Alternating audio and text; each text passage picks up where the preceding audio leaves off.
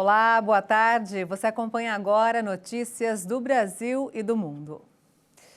34 celulares são roubados por hora no estado de São Paulo e o prejuízo vai além do valor do aparelho. Quadrilhas especializadas conseguem entrar nos aplicativos de bancos e cartões de crédito para fazer saques, empréstimos e compras. A cena é comum no centro de São Paulo. Distraídas, as pessoas teclam ou falam ao celular. Muitos sabem do perigo, mas mesmo assim se arriscam. Você tem medo de ter o celular ou o aparelho roubado? Com certeza. Mesmo assim está se arriscando? Sim. Só lugares assim bem movimentados, que eu acho mais seguro.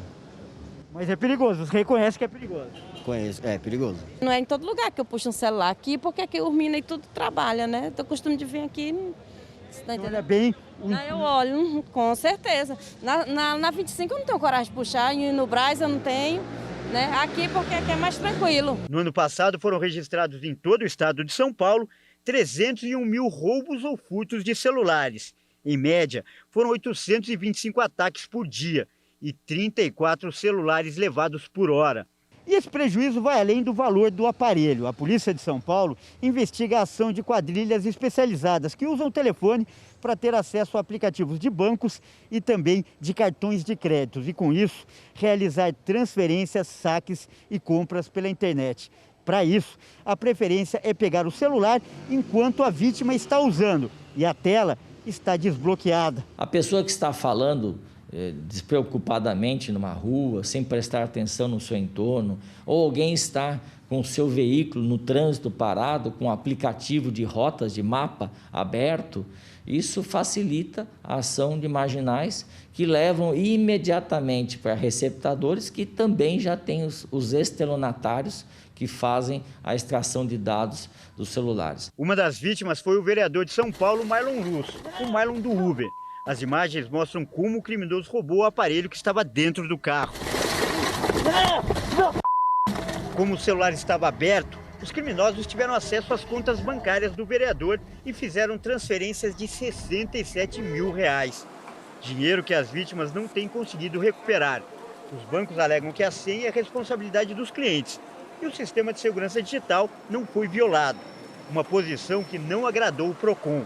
O órgão de defesa do consumidor notificou as instituições financeiras e pediu a criação de uma central de emergência para esse tipo de caso. Para evitar transtornos, o delegado afirma que é preciso agir rápido. Fazer um boletim de ocorrência. Segundo, comunicar o seu banco, que a sua senha, o seu celular, que estava ali com a sua senha registrada, foi furtado ou roubado. Terceiro, comunicar também a operadora de telefone celular. Isso é importante. E quarto, mudar algumas senhas de redes sociais que a pessoa vítima tenha, para impedir, dificultar a ação de estelionatários, de golpistas a partir de dados que existem nos celulares de todos nós. Nossa reportagem conversou com esse técnico, que é especialista em manutenção de celulares.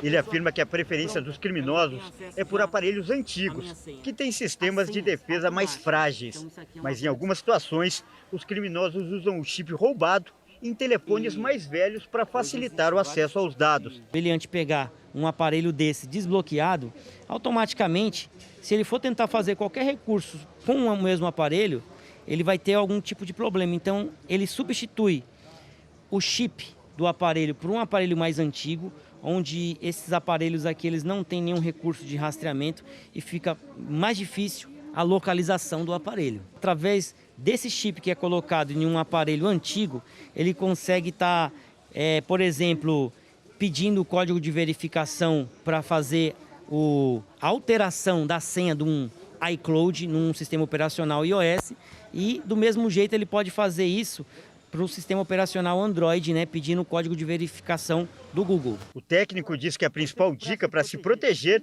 é não deixar senhas salvas no celular e nem dados pessoais nos blocos de anotação do aparelho. Nunca deixar senha automática, sempre você anotar as senhas dos seus aplicativos que você mais usa, aplicativo de banco, sempre em um caderno onde você deixa guardado em casa, e ali que você precisar utilizar de determinado recurso, você vai lá no seu caderno, procura a senha, anota num papel, deixa separado no bolso, mas nunca deixar anotado no celular, em bloco de notas, esse tipo de coisa.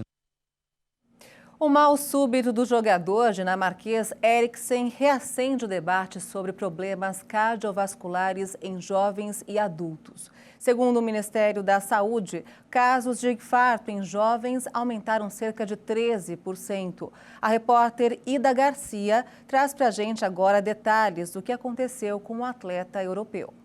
Doenças cardíacas e eventos como infarto em jovens são problemas que acendem um alerta após o que ocorreu com o jogador Christian Eriksen, de 29 anos. Ele passou mal durante a partida de futebol pela Eurocopa, entre Dinamarca e Finlândia. O atleta dinamarquês teve mal súbito. O meio-campista caiu dentro do campo com parada cardíaca. O que aconteceu com Eriksen não é um caso isolado. Esse descompasso no coração acomete mais de 20 milhões de pessoas e é responsável por 320 mil mortes súbitas todos os anos no Brasil e atinge também os jovens. Os infartos eram associados a pessoas que apresentavam baixa qualidade de vida e acometia mais idosos. Porém, há registros que cada vez mais infarto fulminante atinge jovens e adultos, como o que aconteceu com o jogador Eriksen, de apenas 29 anos de idade. O caso dele faz parte das estatísticas. Segundo o Ministério da Saúde, de 2013 para cá, os episódios de infarto entre pessoas de até 30 anos subiram 13%. Hábitos não saudáveis e rotina com estresse prejudicam a qualidade de vida e são os possíveis fatores de risco que fazem mal para o coração. Quais são esses fatores de risco? Nós temos hipertensão arterial, diabetes mellitus, dislipidemia, que é o colesterol elevado, o tabagismo, o uso de entorpecentes, como a cocaína. Temos também obesidade, a falta de prática de atividade física e o estresse. São fatores de risco para a doença coronariana. No gramado, o socorro prestado ao atleta foi imediato. Foram 15 minutos de manobra de ressuscitação. Eriksen foi encaminhado ao hospital. O jogador passou por cirurgia para implante de cardiodesfibrilador interno, que tem a função de monitorar e tratar alterações graves do ritmo do coração. Mas com este alerta, fica a orientação para cuidar bem das batidas do coração, com boa alimentação, atividade física e fazer a avaliação cardiológica.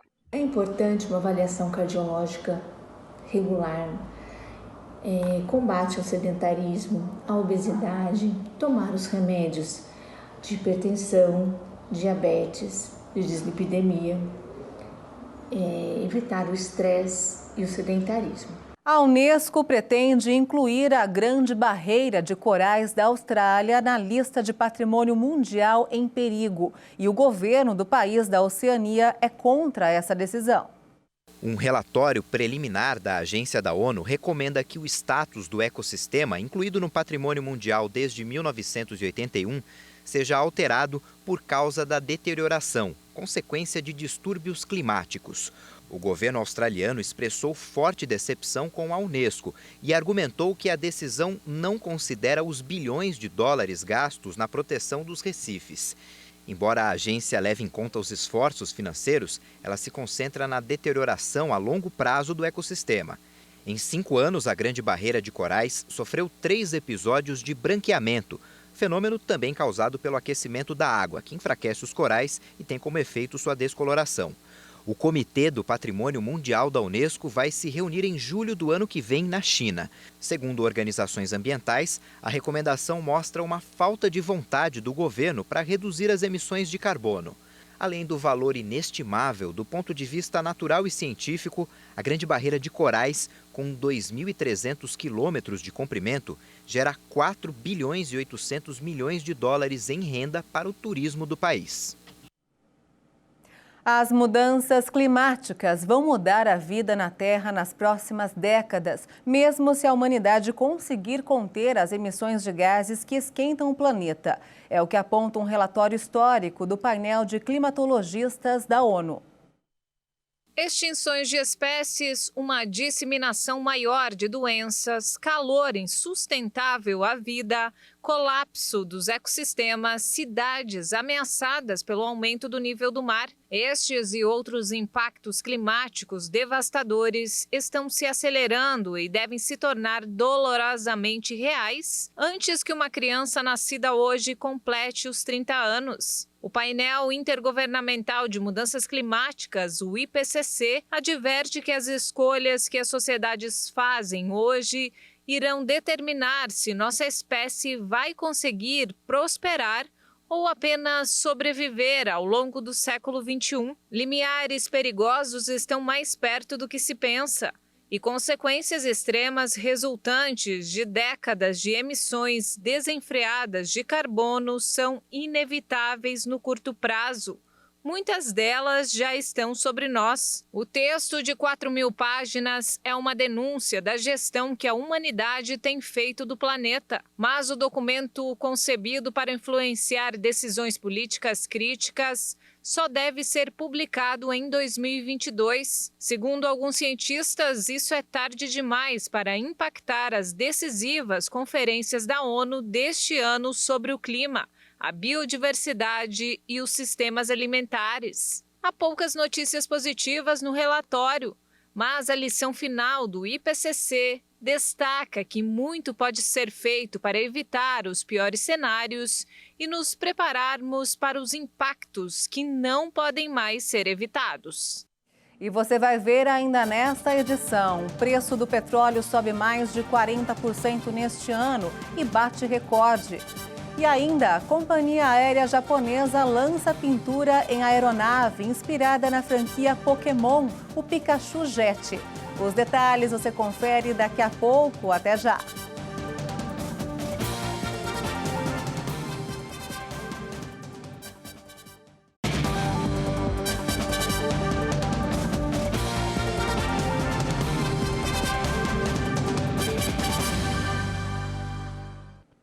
O preço do petróleo subiu mais de 40% neste ano e bateu recorde. No ano passado, a cotação do petróleo Brent caiu mais de 20% com a pandemia. Os contratos futuros do petróleo Brent passaram de $74 por barril. Segundo dados do Investing, é o valor mais alto desde abril de 2019. Na semana passada, o preço do petróleo baixou para $73,19. O preço do petróleo caiu em março e em abril e voltou a se recuperar no segundo semestre. E depois de ter baixado 21,5% em 2020, o preço cresceu 41,3% em 2021. A alta reflete a retomada econômica pós-vacinação nos Estados Unidos e União Europeia. A Petrobras procura fazer reajustes nos preços quando o movimento do mercado internacional aparenta ser temporário. Nos 12 meses até maio de 2021, os preços dos combustíveis no Brasil cresceram 47,49%, segundo o Índice Nacional de Preços ao Consumidor Amplo, o IPCA. O presidente americano Joe Biden não vai cumprir o objetivo de vacinar 70% da população adulta do país com pelo menos uma dose da vacina contra a Covid até o dia 4 de julho. Esse foi o primeiro objetivo não alcançado em termos de vacinação pelo presidente americano, que tornou a aceleração da campanha de imunização uma prioridade no início de seu mandato. Jeff Zients, coordenador do combate à Covid-19 da Casa Branca, disse que deverá levar algumas semanas a mais para chegar a 70% de todos os adultos com ao menos uma dose. Até o momento, 65,4% dos maiores de 18 anos receberam a primeira dose de uma das 3 vacinas autorizadas nos Estados Unidos. O ritmo da vacinação desacelerou desde abril, quando alcançou um pico de 3,4 milhões de doses diárias. A Argentina chegou a um acordo com o Clube de Paris para evitar o calote no pagamento de um empréstimo. O ministro da Economia da Argentina, Martín Guzmán, afirmou que o país chegou a um acordo com o Clube de Paris. Entre hoje e 31 de março de 2022, em vez de pagar os cerca de 2,4 bilhões de dólares que estavam programados, a Argentina fará um pagamento ou uma série de pagamentos totalizando cerca de 430 milhões de dólares, o que implica um alívio financeiro para a Argentina de 2 bilhões de dólares. O Clube de Paris é uma instituição cujo objetivo financeiro é ajudar países com dificuldades econômicas. O ministro também afirmou que a Argentina continuará fazendo esforços para chegar a um entendimento com o Fundo Monetário Internacional. O objetivo é tentar refinanciar o estoque da dívida de 45 bilhões de dólares. A obra A Ronda Noturna, de Rembrandt, teve diversos pedaços cortados quando precisou ser transferida de um local para outro em 1715. Mais de 300 anos depois, os visitantes de um museu em Amsterdã vão poder ver a pintura em sua forma original, graças ao uso da inteligência artificial. Foi um dos grandes atos de vandalismo em uma obra de arte. Em 1715, grandes pedaços da obra-prima de Rembrandt, A Ronda Noturna, foram cortados para que a tela fosse transferida para uma nova casa. A Ronda Noturna foi pintada para, digamos, a casa do Clube dos Guardas Cívicos. Depois de 70 anos, ela foi transferida para a prefeitura e ali teve que caber entre duas portas. Não coube. E então as pessoas que a mudaram decidiram cortar e realmente pegaram uma tesoura e cortaram pedaços nos 4 lados. Cortaram tiras. Agora, pela primeira vez em mais de 300 anos, os visitantes do Rijksmuseum de Amsterdã podem ver a pintura em sua forma original, graças a uma impressionante reconstrução das peças perdidas. Com base em uma pequena cópia do século XVII de A Ronda Noturna, os cientistas foram capazes de usar inteligência artificial para recriar as seções ausentes. Os trechos foram impressos e realocados em torno da famosa obra de arte. Temos uma cópia menor que foi feita antes da Ronda Noturna ter as laterais cortadas. Era de Gerrit Lundes e 20% menor do que a escala total. Essa é a informação mais confiável que temos sobre como as partes originais eram. O objetivo é pegar isso e fazer a reconstrução dos 4 lados que foram cortados. As figuras perdidas de 2 homens e um menino foram restauradas no lado esquerdo, onde uma tira de 60 centímetros foi cortada da pintura. Mesmo em sua forma menor, a obra mede 3,74 metros por 4,36 metros. O Rijksmuseum reabriu recentemente após o relaxamento das medidas do coronavírus. A instituição vai manter os painéis no local por 3 meses, como parte de uma grande restauração da pintura lançada em 2019. A companhia aérea japonesa Skymark lançou uma pintura inspirada na franquia Pokémon. O Pikachu Jet já fez seu primeiro voo e vai operar inicialmente entre Tóquio e Okinawa. Os famosos personagens Pokémon agora dominam os ares. Este grupo de Pikachus celebrou o lançamento de um avião com o tema da franquia em Tóquio. A iniciativa da companhia aérea japonesa Skymark foi batizada Pikachu Jet BC. O público vai poder procurar por Pokémons escondidos dentro da aeronave. No momento, estamos sob a pandemia, mas quando pudermos voltar a viajar com tranquilidade, espero que muitas pessoas gostem.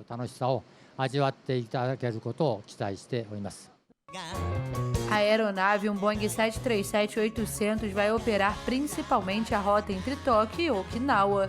Apesar do clima festivo, também embalado pelos Jogos Olímpicos de Tóquio, o governo japonês ainda mantém algumas restrições para o enfrentamento da pandemia de Covid-19 até o dia 11 de julho. Grande parte dos japoneses se opuseram à presença de público nos eventos olímpicos. E essa edição termina aqui. Você acompanha outras informações durante a nossa programação. E para rever as nossas reportagens, é só acessar o canal Hit Notícias no YouTube. Obrigada pela sua companhia e um ótimo sábado para você. Tchau.